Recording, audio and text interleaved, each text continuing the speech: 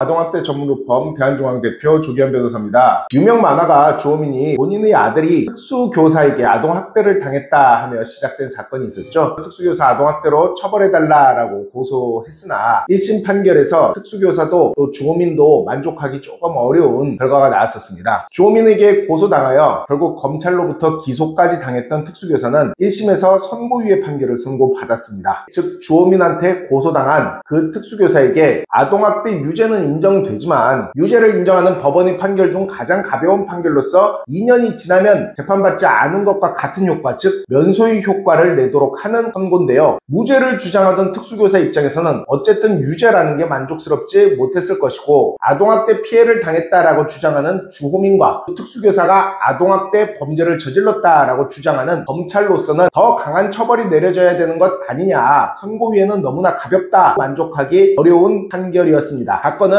2심으로 넘어갔어요. 계속 항소심 재판이 진행 중이었는데, 항소심 재판에서 검찰이 법정에 서게 된 피고인에게 징역 8개월의 실형을 달라라고 1심과 마찬가지로 구형을 했습니다. 항소심 법원이 어떤 판결을 내리는지 지켜볼 필요가 있는데요. 무죄가 나올 수도 있을 것이고 선고유예보다 좀 더 중한 처벌이 내려질 수도 있을 것 같습니다. 제가 만약 이 사건을 했다면 이 특수교사 측과 마찬가지로 무죄 주장을 했을 가능성이 높습니다. 제가 사건 기록을 다 살펴보지 않아서 확신할 수는 없지만 무죄 주장이 조금 곤란한 사건이라면 이 사건을 아동보호 사건으로 끌고 가서 아동보호 재판에서 불처분을 받는 형태로 무죄와 같은 결과를 이끌어낼 수도 있었을 것 같습니다. 제가 오늘 이 영상에서 특히 주목하고 싶은 점은 이 증거예요. 증거. 본인의 아들이 특수교사에게 아동학대 당한다는 의심을 하고 이 증거를 수집하기 위해서 어떤 일을 했습니까? 본인의 아들 가방에 몰래 녹음기를 집어넣어서 본인의 아들과 특수교사의 대화를 몰래 녹음을 했어요. 검찰 역시 이 녹음된 내용을 증거로 삼아 특수교사를 기소하고 유죄 판단을 내려달라고 했습니다. 그럼 뭐가 문제일까요? 우리 통신비밀보호법은 본인과 타인의 대화를 녹음하는 것은 법에서 허용해주고 있으나 타인과 타인 간의 대화를 몰래 녹음하는 것은 불법 녹음으로 범죄로 규정하고 있습니다. 이러한 범죄에 해당하는 행위를 하여 수집한 증거는 형사재판에서 증거로 사용할 수 없어요. 그러면 이 특수교사와 주호민 아들의 대화를 몰래 녹음했기 때문에 증거가 없는 거 아니냐, 증거가 없으니까 특수교사 무죄 나와야 되는 거 아니냐라는 게 1심 때도 쟁점이 됐고 항소심에서도 쟁점이 되고 있습니다. 1심 법원은 모든 녹음 파일을 유죄의 증거로 인정한 것은 아니지만 주호민 아들이 자폐아라는 특수성상 위법 수집 증거지만 일부 증거 능력을 인정한다라는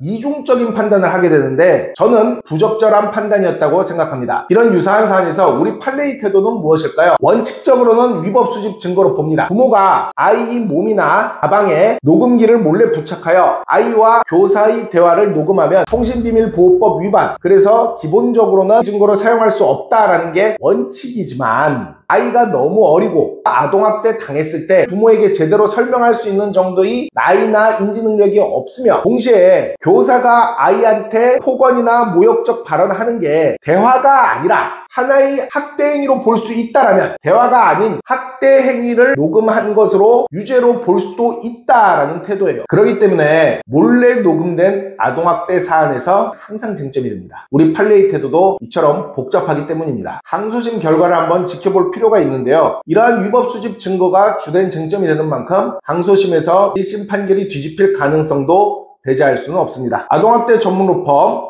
대한중앙대표 조기현 변호사였습니다.